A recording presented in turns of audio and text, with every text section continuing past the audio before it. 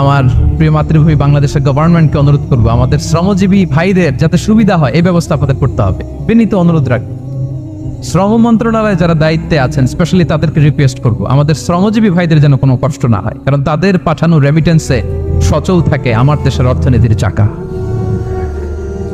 তারা ভালো থাকলে ভালো থাকবে বাংলাদেশ। ভেরি সিম্পল, ঠিক কিনা বলেন?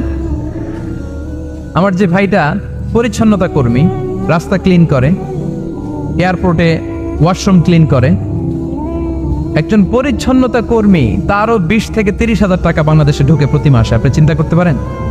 হ্যাঁ, 6টা মাস যদি রেমিটেন্স বন্ধ হয়, শ্রীলঙ্কার চেয়েও খারাপ অবস্থায় বাংলাদেশে চলে যাবে।